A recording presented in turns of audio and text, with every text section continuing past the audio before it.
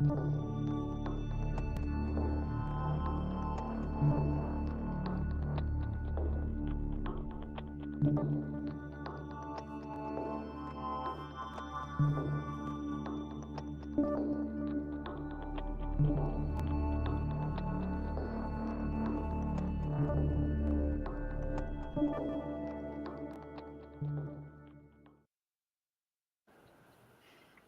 hello, hello. Welcome to the AI Lead Show with Brian Lambert and the team. Today we're going to talk about understanding AI for non-technical leaders. We're going to tackle non-technical issues, but also talk about the things that we're hearing about that leaders struggle as they grasp the implications of AI.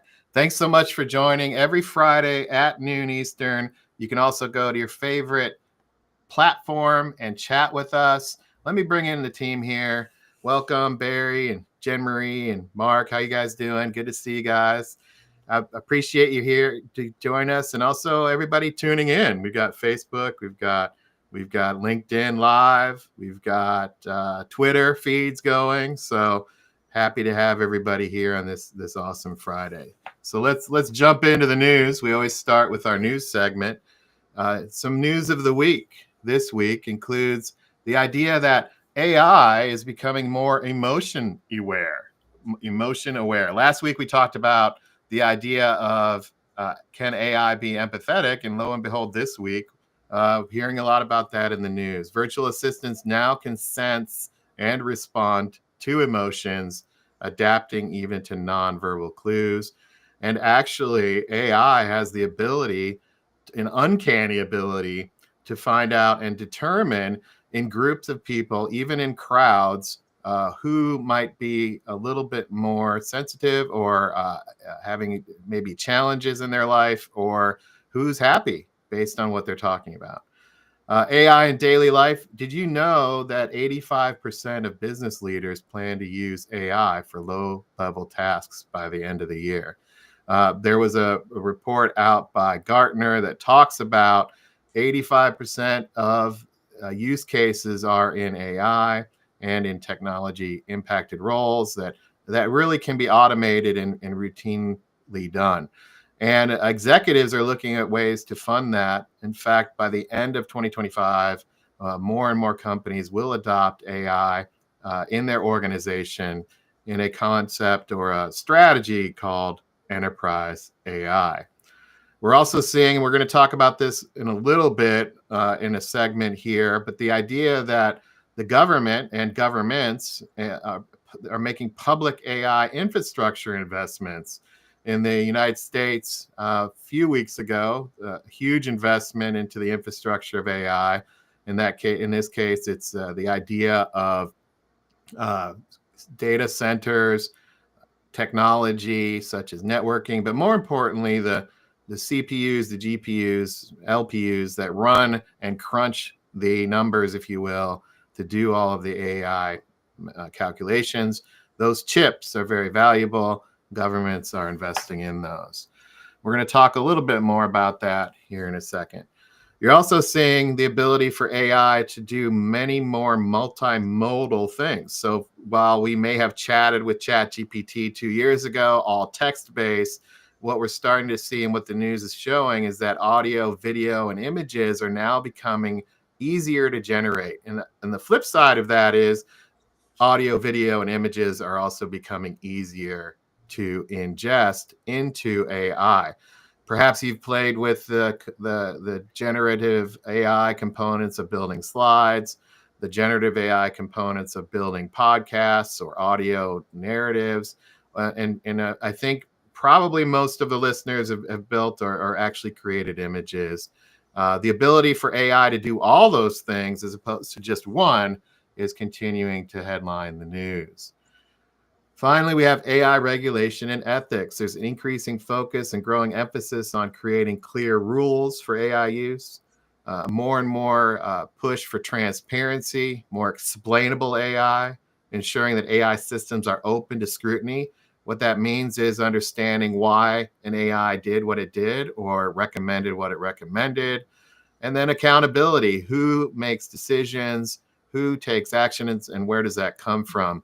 And one of the things that happened to me last week was I was actually approached by a company looking to hire an AI ethicist and asked if I knew anybody who could help establish governance and roles around accountability and governance of AI systems. So that's the news this week here at the middle of February. Thanks so much for joining. So, panel, what do you all think about that? And team, if you want to share, feel free to share. If you're listening to the show, watching the show, you can chat it in the chat. Happy to answer any of your questions. But what jumps out at you all with regard to today's news? Real quick for me, as we're talking about the public AI infrastructure and the fact that they're building more hardware, it sounds to me like the government is trying to control it, right? And so they're determining, okay, we'll build our own data centers and our own infrastructure, right? And use our own chips so that we have control over the funding for, which is, I think is just apparent in their approach, which is anytime you use the term government control, that makes sense as in terms of how they're trying to do that. You agree with that, or what do you think? I think that's the case.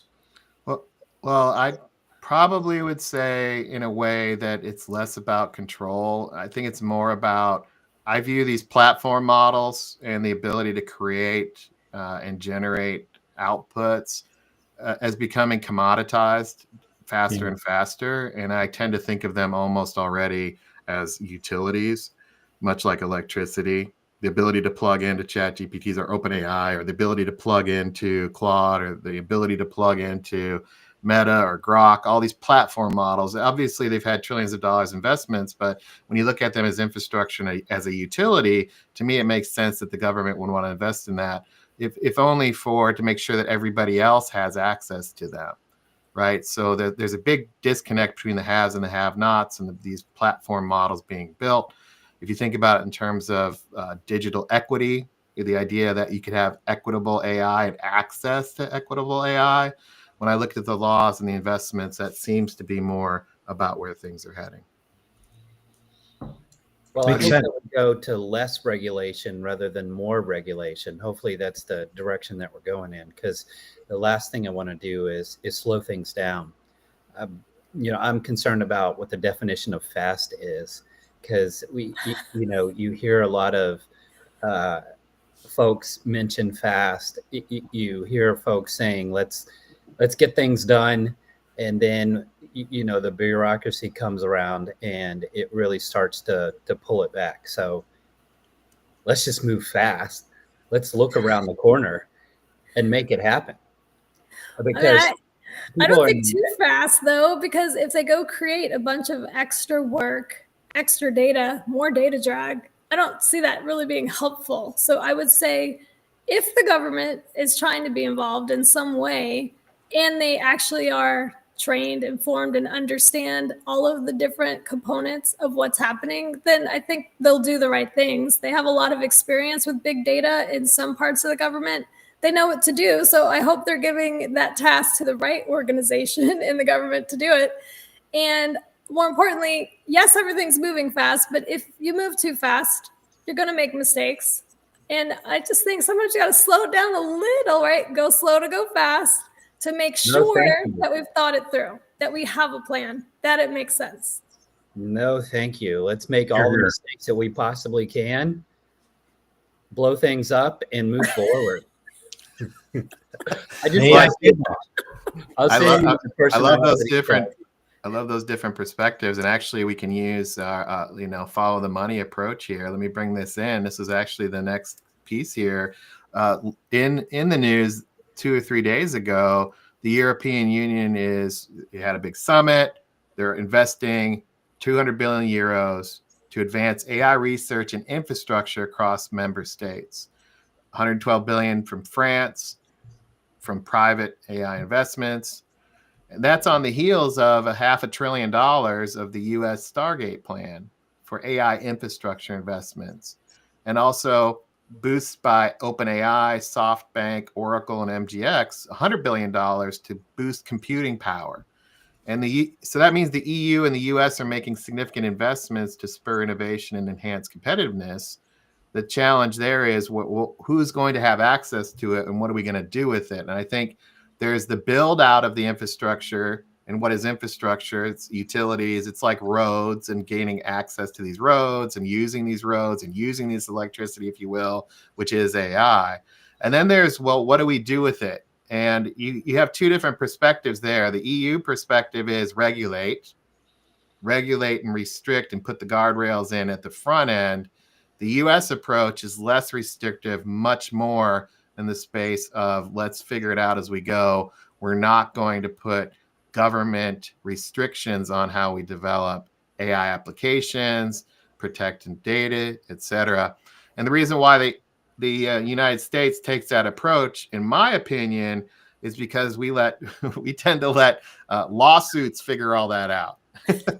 When people start getting sued, and I think that's the thing that we have to pay attention to is what's happening in the legal system in the United States. If the legal system determines that companies are responsible for certain things that perhaps they didn't know they were, you're going to start seeing that, take off to protect their interest.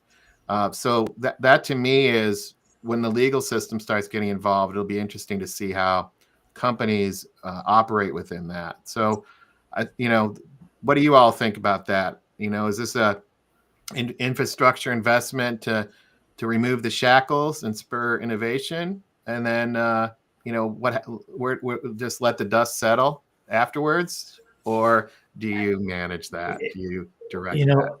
Again, my initial thought was because it's the government and even utilities are regulated, right? And I know why they're doing what they're doing.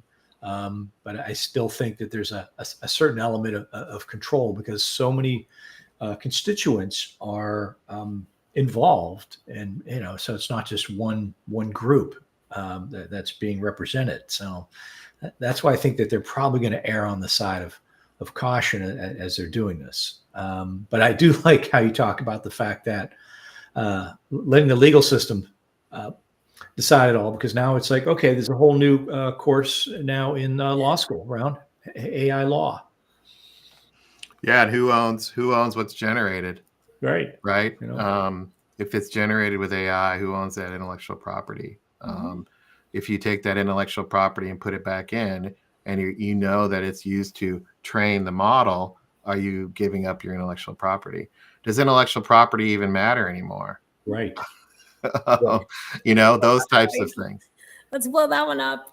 I like the US perspective a little bit more. I hear what you're saying about the law part, but I'd love to believe that it's because we still believe in capitalism and that we want to let the competitors work it out, right? And figure out what's actually going to work. Think about other technology. Before there were VCRs, we didn't even know we wanted a VCR. We're not even using VCRs anymore. So we need to let the market play the game and let those outputs be learning opportunities. Yeah. Yes, that makes perfect sense. I align with that in terms of what I was saying a moment ago. So I was watching a video last night, and I think it was the World Economic Forum, and Elon was being interviewed. And they asked him about every 4 years, right? So if we are changing our leadership every 4 years, is what's happening now in terms of the reduction in certain agencies like the Department of Education, et cetera, just going to be completely reversed 4 years from now. And he said something really interesting, which I think puts the US out in front, which is they're going to remove entire agencies, not Department of Education and leave, say 1,000 or 500 folks there. Just remove it entirely so that it'll really struggle to come back if there's a regime change, in the next election. The reason I think that's important is we're US will be able to continue on the fast pace and make an impact much, much faster than Europe and any other country that focuses on deep regulation. I tend to agree with that. And I think there's a lot underpinning those perspectives. And one thing that I think is related is, I don't know if you all heard, but Elon Musk bid almost $100 billion for OpenAI with him and a group of investors to basically take it over. And when you look at, well, why is he doing that? I think it's related to this idea of is AI a utility for all, or should it be used for, capitalist gains or, private motives?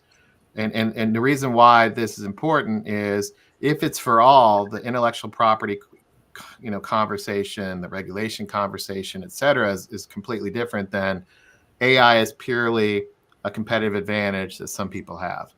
Obviously, the markets can work these things out, but one of the big reasons why Elon Musk just wanted to take over OpenAI was the primary issue that I believe, brought up was OpenAI has been a nonprofit, and Elon Musk helped found it as a nonprofit. But then, OpenAI in the last few months is saying we're going to convert this to for-profit, and that really didn't sit well with him. Yeah. So Musk wants it to be open source, safety focused, good for all, and he believes that the OpenAI position is no, you can't necessarily do that and make all these investments without a return. We're running a business here. Yeah, good point. So, yeah, you hit the nail on the head though when you talked about how much money people are already investing into AI, right? So they're not doing that for motives of making no profit in the end. They're doing that because they want to be the next big thing, right? That's the technology bubble. So, I mean, realistically, it is going to be about profit. People already have a competitive advantage using AI, and people want to continue to figure out how to be more competitive using AI. Yeah, I agree. I'll also say that just to, something to think about is if everybody that's using AI under this umbrella called AI, and AI is a massive umbrella that encompasses a lot of different things. If you talk to somebody who's been in the AI space for 20 years and they grew up through it, the umbrella term AI in a business sense does not mean the same thing to them. There's a lot of technology. There's a lot of evolutions that have happened to get us to where we currently are. And the idea of generative AI is one piece of that. With that said, the thing to think about here is when you look at AI, generative AI, these platform models of what we're talking about, OpenAI, Anthropic, Grok, these platform models, if you want to make money and you still view them as a commodity that here's an analogy. We have a house. In our house, we have outlets. And we plug into those outlets. It's a power source. So I can plug in using the AI using that as an analogy for AI. I can unplug from OpenAI and I can plug into Anthropic. I can unplug from Anthropic and I can plug into, Grok.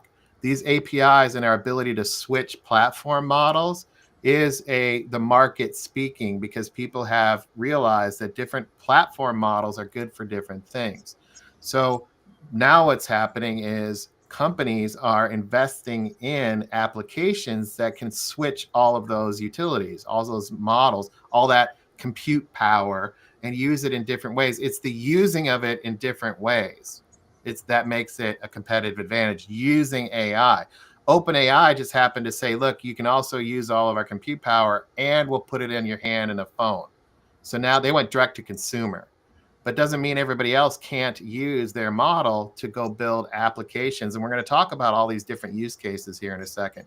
So I think it's important to realize that we're not talking about just AI in the context of platform models.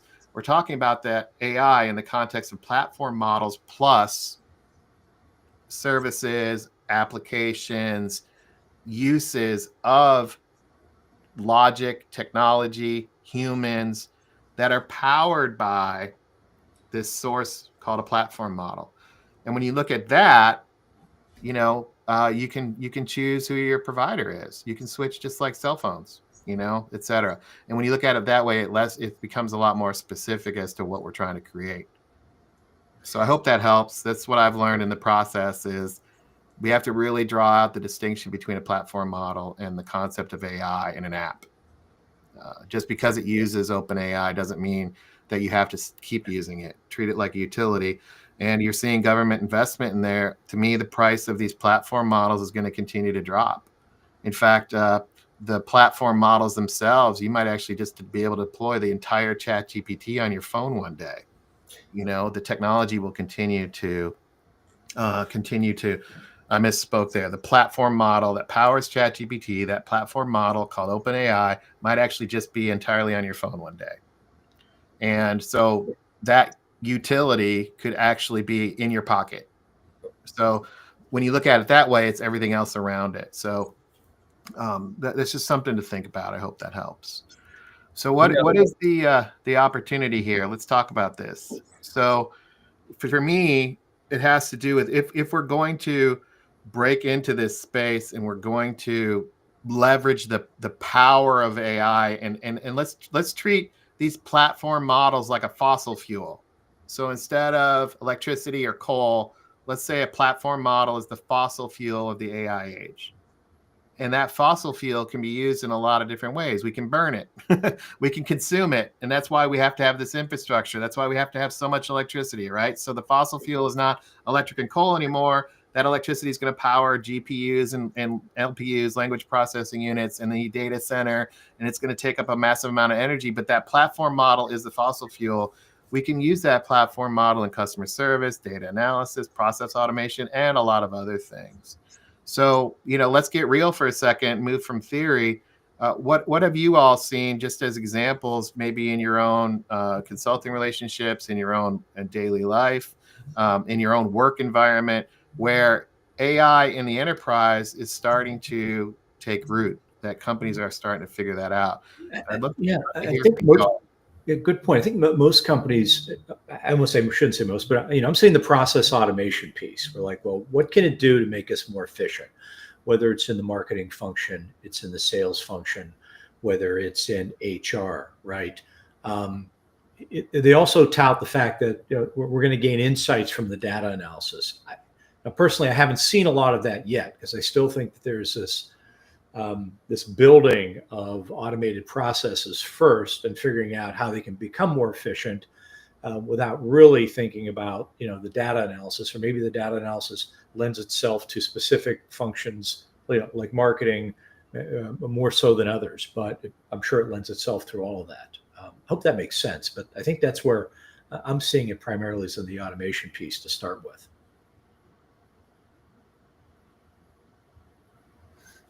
Well, I think that, I've done all three of these this week. I think where it's most simple is in the customer service piece. Some of that is AI, but it's more RAG, it's retrieval augmented generation.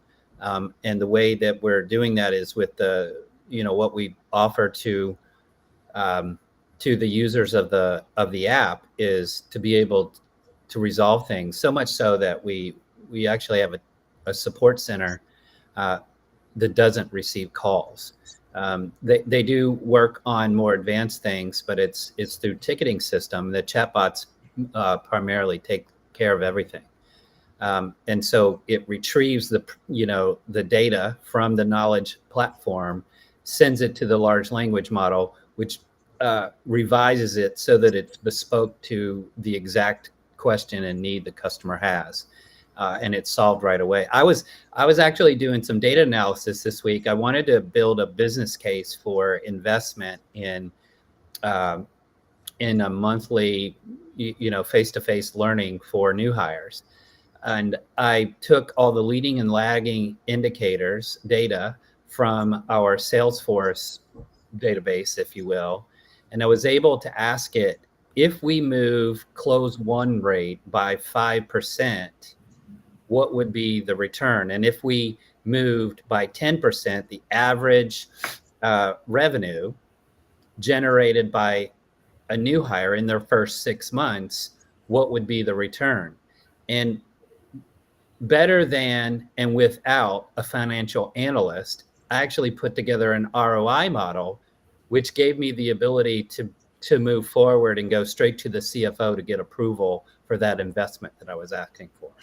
Never could have I done that, quite frankly, in the past, because I was math is not my strong point.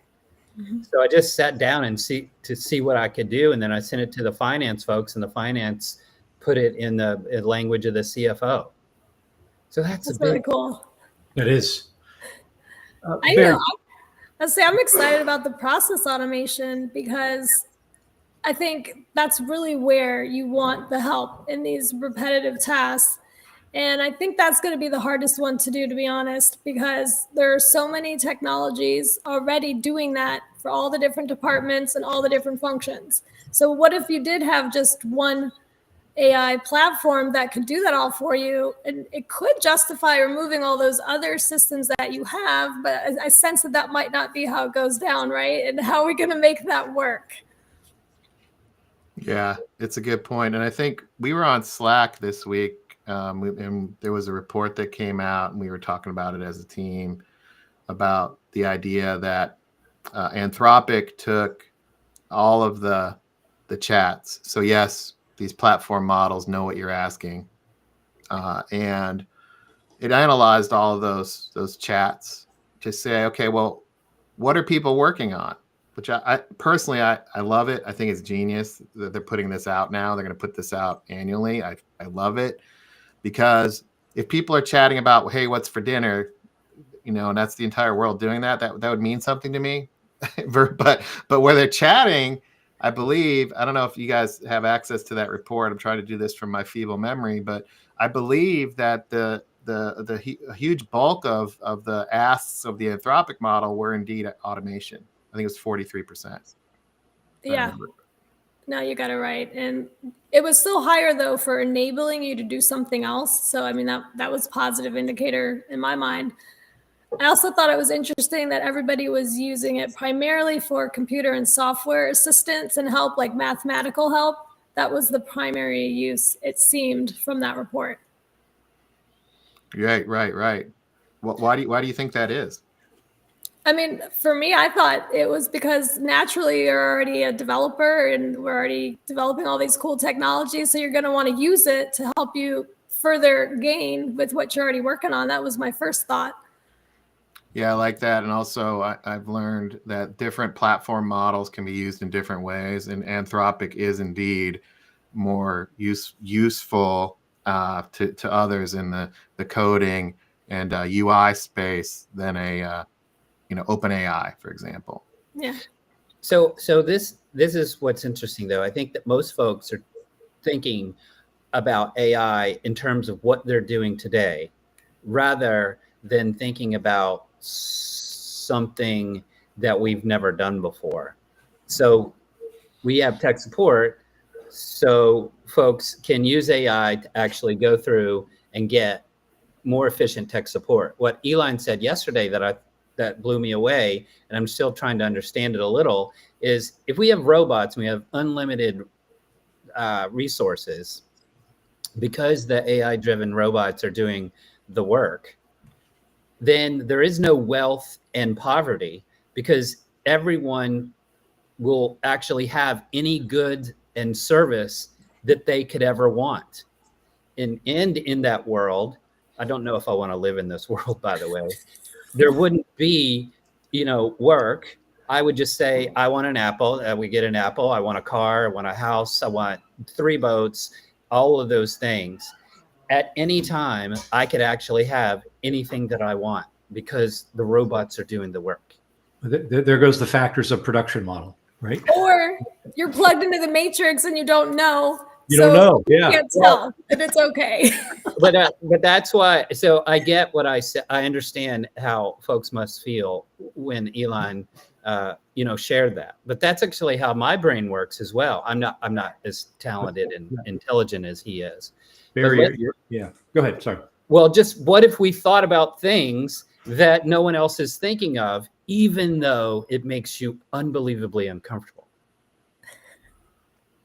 Yeah. Well, I'm thinking of those things more as a business process. So, as an organization, thinking about here's something we'd really like to do in terms of customer service that we're not doing now. What if we could do that, right? And how will AI allow us to do that in terms of what our regular processes, keep us constrained? I mean, so I'm thinking more around, again, business applications and business processes that we haven't thought of, and what those would look like, and not so much, consumer utility maximization. But Well, I interesting still point. want Rosie though from the Jetsons. I need Rosie. She can vacuum. She can wash That's the right. dishes. She can That's cook right. for me. I am all in. Give me Rosie right now.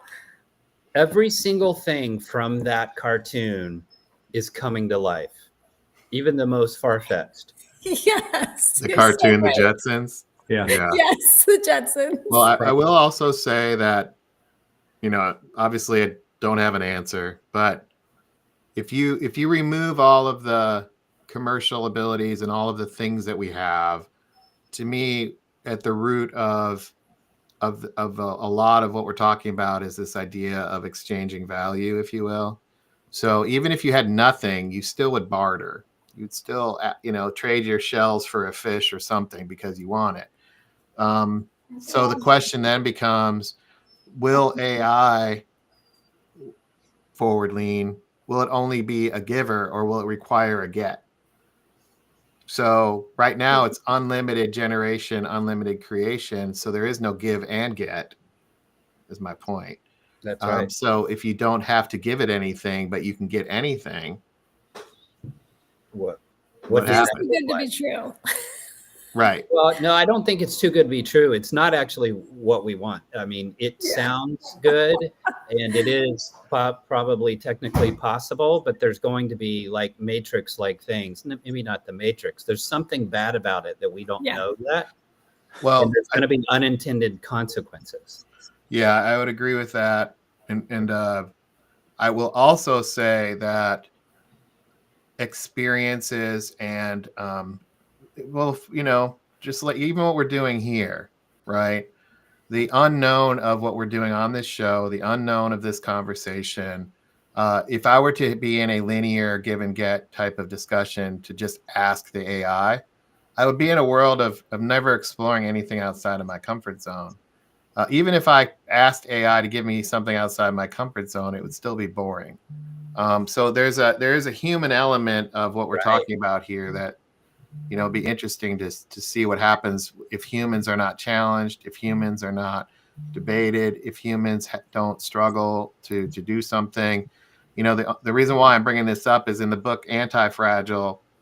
When you read that, the human body and humans really are the only thing in nature that actually gets stronger under stress and gets stronger when it works out and gets stronger when it engages like this. And that's how you become anti-fragile. So if you don't ever get stronger and you end up sitting in a chair getting everything you want, there's negative consequences to that. Yeah, so that makes sense. Why is it when Elon brings these things up, like what I described, no one's saying what you just said? Well, I wonder, Barry, how you and Elon are on a first name basis.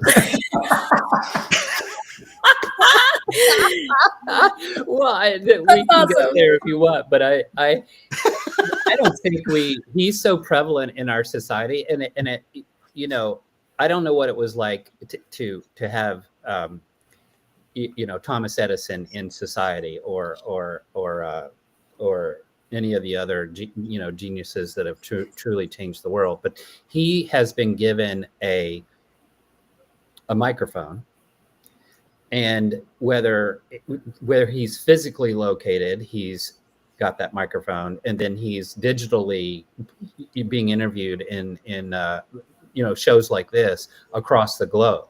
And while he is maybe seen in a negative way in some ways in the US, some of the videos that I'm watching, he's really put on a pedestal outside of the US. Yeah, I think if somebody were there to ask him, so Elon, you envision a day when AI can just put a man on the moon and it would just do that. So all of his, trip to Mars and populate Mars, just put the order in and AI would just make it happen. It would be interesting to see something that's really personal to him, if that would actually be the case, or if he still sees the role as a human, right? That's that struggle he's going with, the trial and error. If all that was removed, be interesting. So I don't know if there's an answer there, but these are conversations that we want to have, right? Yeah. Mm-hmm. I mean, no one would ever. I know everyone used to laugh about the Jetsons and enjoy it because it was, you could get lost in it and just chuckle.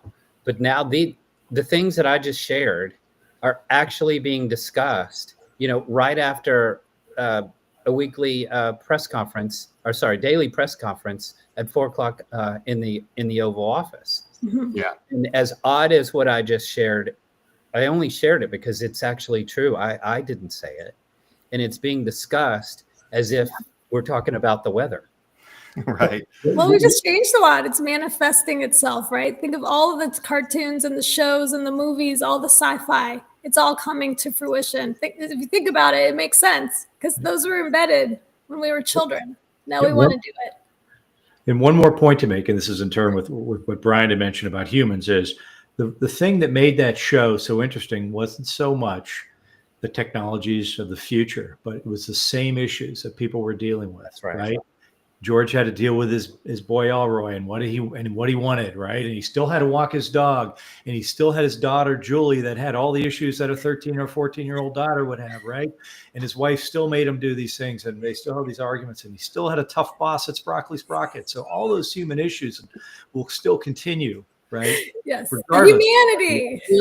He still went to work. He himself was not productive, but he still actually went to work. Right. Yeah, I agree with that. The whole work thing is really important. Actually, since the dawn of man, people have had to work. And so this idea of working on something, I think, is important. And, this highlights the digital dilemma that I want to bring up. On one hand, we're talking about all the possibilities here. And also, where do we stop, right? What is our, is this a flywheel we've set in motion that will literally run us over? Or is this a catalyst for something that brings good? And so when you think of it that way, there's some digital misconceptions, some AI misconceptions. One, what we're talking about is too ethereal. It's too, you guys are in the clouds and this, whatever, and then there's this idea that no matter what, this is all risky. We've all just sealed our fate. We're all going to be controlled. And so therefore this whole thing is too risky. And, we can't do it. Another misconception is this is all too complex. I mean, how would you make that all work? Look at the Jetsons that you're talking about, that cartoon. Look how long it took to get there. Going forward, do I really need to know this stuff, or can I just use a bot and put an order in? If I want a hamburger, I go up to the touch screen on Star Trek and just get my hamburger. I don't need to worry about any of this technology. This AI stuff is for everybody else to figure out. So it will benefit me because it's all about me, So everybody else needs to help me. And so that's a misconception as well. So what do you all think about those misconceptions, and what have you seen? Oh, I have some quick thoughts on that. It's as far as it being too complex and for tech teams only. Again, people have been using AI for a while. I mean, even when you think about it, just using Google and asking it to search for something, right? I mean, in a sense, isn't that what, AI was in its initial stages? Was just you're asking it for information and it gave you something back. You didn't have to manually look something up, right? So we've been doing that. So I think, at least from a consumer standpoint, I don't think it's going to be that. I think it'll be a quick transition. As far as the tech piece, again, that may matter in the enterprise world, right? The world of work and what we're doing and what applications we're working with, and do we need to know how they work, and is that important to our role? And it may not be as well. And from a risk standpoint, we're already there. We're already taking the risks. We got to continue down the path. Just my 2 cents. Yeah, I think there's bigger things at work here maybe than we've started to talk about. So earlier you're talking about infrastructure, and there's a lot of infrastructure needed to do some of these technological things. There's a lot of data, a lot of compute power, and guess what? A lot of electricity, right? We need that. And I do think that there are environmental outcomes that are going to happen if we continue to push really, really hard. And I'm not saying we shouldn't, but I do think there will be a human problem with our natural environment if we're not careful. And many, many civilizations had very cool technologies and they dissipated, they imploded. So maybe we're just at the beginning of that cycle, or maybe we're not. Maybe we finally will overcome, but it is something to think about. I think that's a good point. I think that we might rethink energy a bit, and whether or not society will allow that to happen, we'll see. I think on the too complex thing, what I've seen is that people are building programs around AI. And someone asked me to double down on building a workshop to teach people how to use, ChatGPT and Perplexity and NotebookLM, so forth. But I said, in service of what? Because they really were trying to make it too complex. You don't need to know machine learning or large language models or anything else. We wanted to teach discovery, value selling, and negotiation. So we'll create it. We're going to give you the ability to have better customer conversations. You're going to be able to do that because all of our data that we're going to bring in, things like one-pagers or white papers or call transcripts, will be ingested. NotebookLM is doing this best right now, and then expertise like challenger selling or whatever can be ingested in there as well. And then to prepare for that customer conversation, you just say, hey, I'm going to meet with so-and-so who's having this struggle, etc. What should be my talk track? And it comes back and they're unbelievably prepared, better than they ever were before. So I'm not going to teach them NotebookLM for NotebookLM's sake. I'm going to teach them,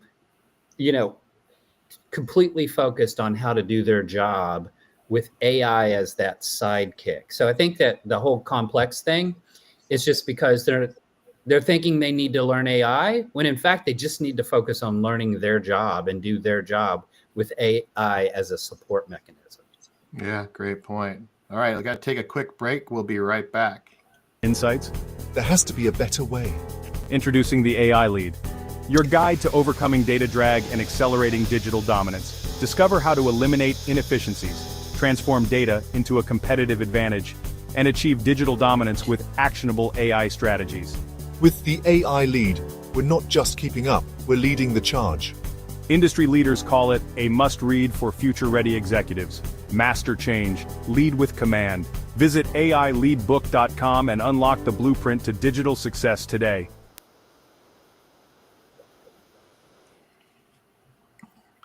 All right, let's play some use case bingo. So on the screen here, thought this might be a little bit fun.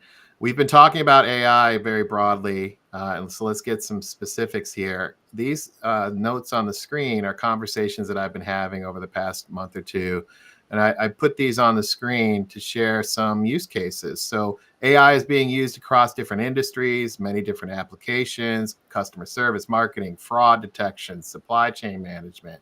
So let's run the list here and ask, what are you familiar with? Are you familiar with chatbots like customer support? Are you familiar with Netflix and Spotify, which are driven by AI? Smart assistants like Siri and Alexa, those are AI powered. What about AI powered search and voice recognition? Have you heard of that? AI spam filters, AI email categorization, AI-powered shopping suggestions from Amazon and eBay. You might be interested in. What about on the marketing side? AI-powered marketing automation, such as ad targeting, or AI-based fraud detection in banking. Have you ever got that? Hey, we may have detected an alert, a challenge on your bank account. Give us a call. What about AI-powered sentiment analysis? How angry is the person on the other side of the chat? AI-powered HR and talent management solutions, such as hiring and training. AI-driven supply chain optimizations to get your packages faster. AI running entire marketing campaigns using predictive analytics and generating content to serve it up in a personalized way. So let's play use case bingo. Panel, how many of you all have either actually done all these things, or conversely, any of these stick out at you as really intriguing that you think we might want to talk about? I'm looking at the marketing campaign one, but the entire grouping reminds me of the movie Minority Report, right? With with Tom Cruise one, which is the marketing as you're walking through a store, the kiosk just says, "Hey, Mark, glad you're here. Here's some things for you to buy." Right? I mean, think about that. Then that's happening, isn't it? It's happening all the time. You're thinking about something, and all of a sudden your phone shows you, "Oh, here's an ad for something." Wait, how could that be? Maybe I mentioned it in speaking, but I think about the marketing piece, right? I mean, now that you can just feed AI all the demographics and consumer behavior that you would, want about your certain market segment, right? And then have it generate campaigns and graphics, right? From that, and generate a campaign in terms of all the different modalities that you would deliver it. How is that going to, if it's not already, going to disrupt the marketing function in terms of the number of individuals that are required to build all those things, right? And I'll say one more thing. It's just like when it comes to training. 20 years ago, to build an hour of instruction-led training, right? If you took a class for an hour, as a designer, on average, it would take 50 hours to build that. Now, an hour class could take less than 2 hours to build in terms of all the content. So, and that's making people uncomfortable, by the way. Yeah, it is. Sure. That's how I'm looking. That's how I'm seeing it. I got a demo yesterday of an AI-powered recruiter, and at first, I was very skeptical, but at the end of the demo, I was completely blown away. Wow.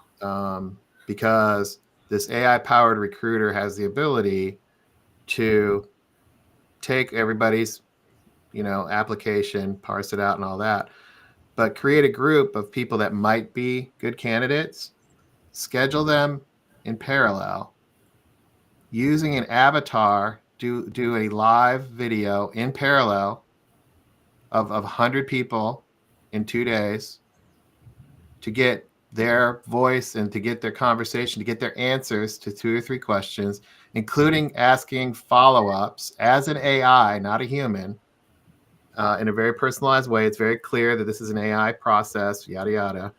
Have the candidates answer and then score and rank those on the recruiter side into a top grouping and then help follow up, et cetera, et cetera. It goes on and on and on.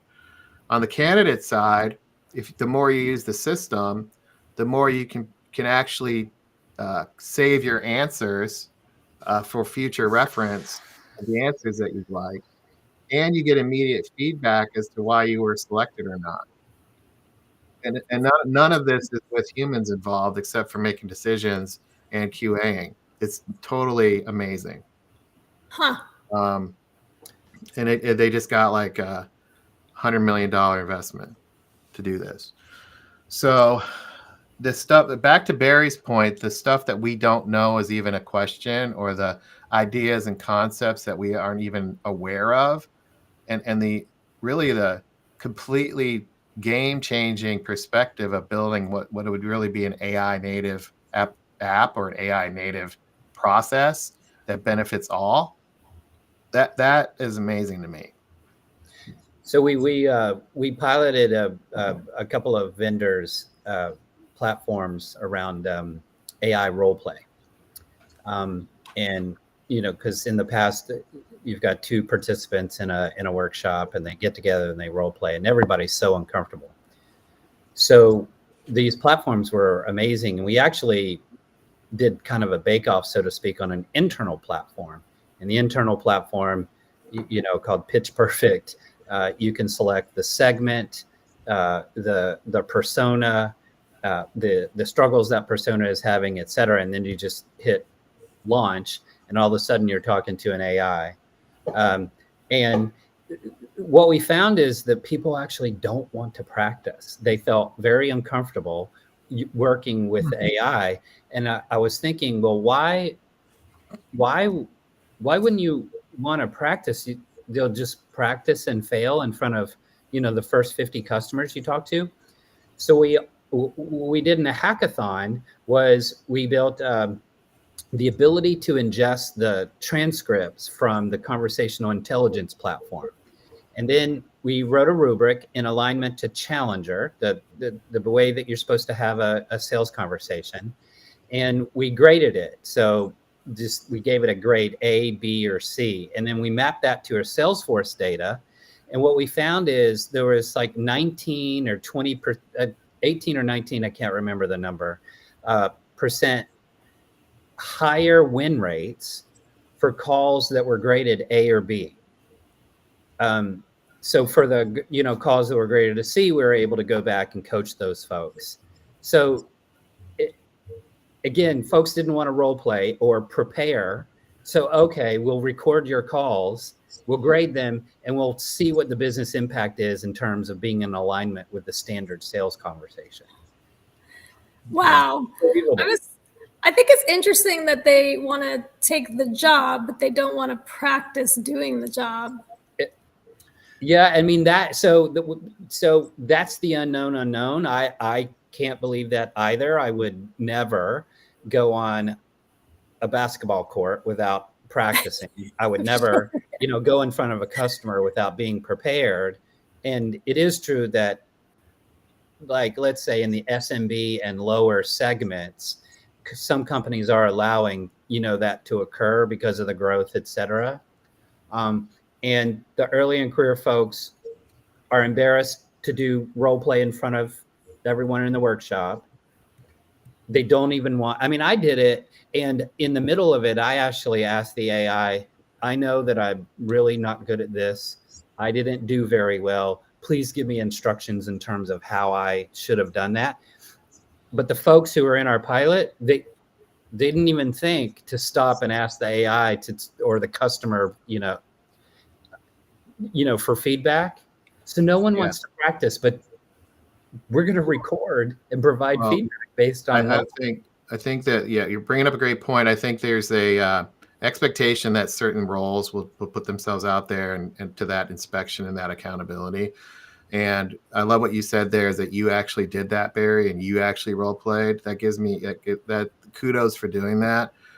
There are many, many people who would launch that upon salespeople expecting them to do something. But if you flipped it around on them and said, you know what, we're going to ask you to do the same and actually rate your performance at your job. And we're going to record how you work. And we're going to record all of your stuff. Oh, absolutely. They would have a complete hissy fit. So that accountability that we expect on certain roles, I love it from an AI perspective because everybody should be accountable, just as accountable. That's right. I tell people this all the time. AI is like your customer. It doesn't care about your org chart.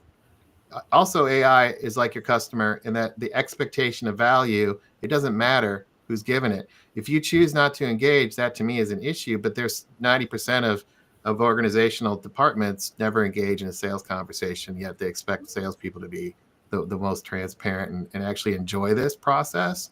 So those types of things, there's an accountability piece, and I think that's part of the human nature aspect of the slow role of AI, is the ability to say, wow, I don't mind AI watching me work. I don't mind sharing what I don't know. I don't mind this from a losing, perhaps maybe moving outside of my control. All of those, what I call tangles, are preventing people from using AI. And you know what? They're probably going to end up being somebody that isn't as successful on the team because they're not willing to learn. And that's going to be a challenge that every single person listening to this show has to figure out what they want to do. It's a choice to make, right? Yeah. So we have to go through the next piece here, which is before we wrap up the show, which we're almost at time. But one of the things that I want to say here as a segue is, well, how would we do this, right? We're highlighting the human nature. We're highlighting the accountability piece of what AI can bring. We're highlighting the transparency, the authenticity, the ability to actually be more productive. And we've talked about on this show that the idea that there's a difference between the haves and the have-nots. So where do people need to get started? Do they just need to wait for things to happen to them, or should they engage and take action? And that leads us to our, breakthrough blueprint. And on the breakthrough blueprint, what I'd recommend is figure out where to get started, spot an AI value add. We've talked a lot about how AI can help you. Take that action, engage and educate others, and start small before you think about it for all. So I actually had this conversation where somebody said, we're going to start with a customer service chatbot. And I said, look, I don't know if I would start with a customer service chatbot because I've seen, if you listen to the live show, the last couple of weeks, we actually had an example of a chatbot gone wrong.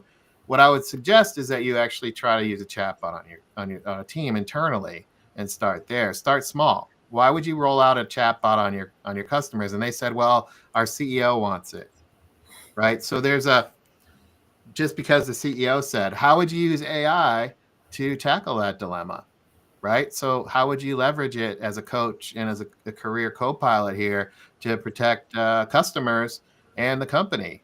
Or do you just do it because the boss said, right? So those are examples of things that come to mind. So what do you think about this breakthrough blueprint in the context of what we've been talking about? Well, based upon our conversations that we've had recently and organizations that are looking to leverage AI, it makes perfect sense, right? Start small, work on it in a safe environment, right? Make sure that it's not just the technology, right? It's everything about it. Does the team know how to use it, right? Are they trained on what's going on so that they feel comfortable with it? And then, just like anything else, pilot and expand it. So it's a framework that's been around for a while, and I think it makes sense. And I think it reduces a lot of the fear and concern if people were to take this route. So it's very makes sense. I mean, I think it's a great approach. Although I will say, if a CEO has decided this is what they're doing, I think you're going to have a really hard time changing the mindset of the CEO. But I do like this approach. I think it's logical for trying to figure out how you want to use it for your organization. Yeah. I think that start small is a big deal. What happens, I think, in AI is when you start small, you blow someone away, and that people cannot believe that you actually did what you did, and the next thing you know, that small becomes very, very large. And then there's a debate about who's going to fund X, Y, and Z. So when you start small, just realize it's going to get big really, really quick. And the last piece to it, not the last piece to it, but is disconnected systems. The whole topic around data drag, right? I mean, if you don't have those things foundationally taken care of, right, inserting AI into your system, it's not going to be optimized. So, huge point.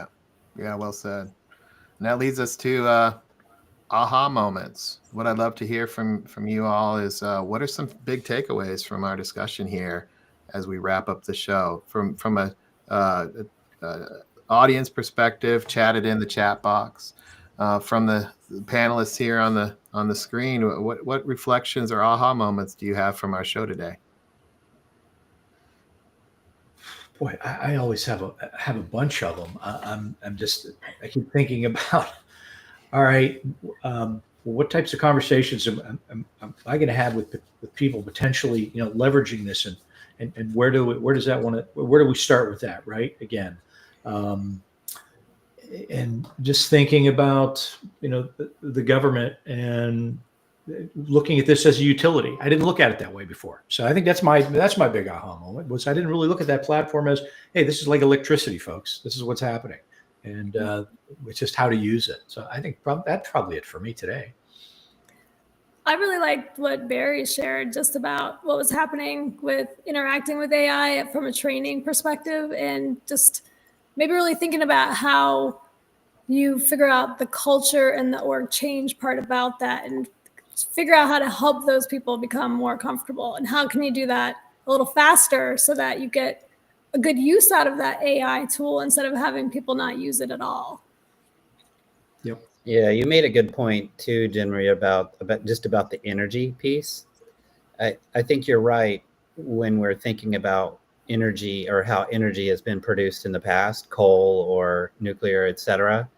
I think what we've got to do is, instead of steamrolling folks who are bringing up those kinds of things, we have to have a great message to pull them in. A message about solar, a message about other sources, because without that, folks are going to dig their heels in, and we're not going to make progress. Well, I think every house should have a little fridge, and in that little fridge is their own personal nuclear reactor. Yeah, why not? Or how can we get energy out of composting? Well, we need to become a type 2 civilization, right? Is that where we harness the Hold power? on, Back to the Future. He did it. We're gonna get there.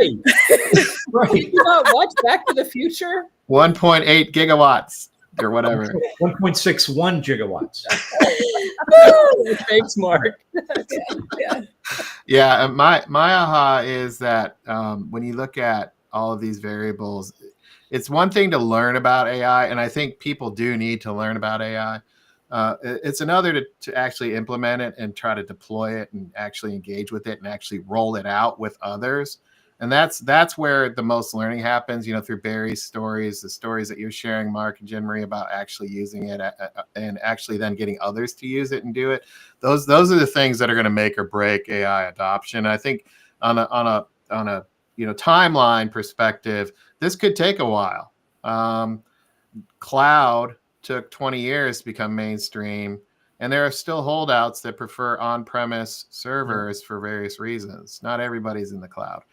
I don't know if this is going to take 20 years. I think the time compression is faster. However, it doesn't mean that everybody's going to be completely AI by the end of the year. Like, this is going to take a while, and I think that's good.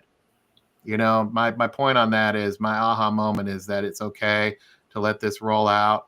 It's okay to participate in the now of this and not have all the answers. And also the idea of here, what we're talking about it through the use cases, et cetera, is let's engage. Yeah. Let's do what we can with what we got where we are. Right. So that's my aha moment. So I enjoyed the comments today. I enjoyed the discussion with everybody. I want to invite you to our webinars. If you go to digitalcommand.co/webinars, had a great webinar yesterday on unlocking AI with enterprise AI. Next 2 weeks, we're going to have a webinar on use cases. So perhaps you'll get some answers on how you do some of our use case bingo I shared. But we'll have a use case webinar in 2 weeks. Go to digitalcommand.co/webinars. So on behalf of Jean Marie and Mark and Barry, thanks so much for joining the AI Lead Show every Friday. We love to see you here Friday at noon Eastern, and we'll see you next time. And until then, have fun exploring AI, master change, lead with command, and take the AI lead. We'll see you next time.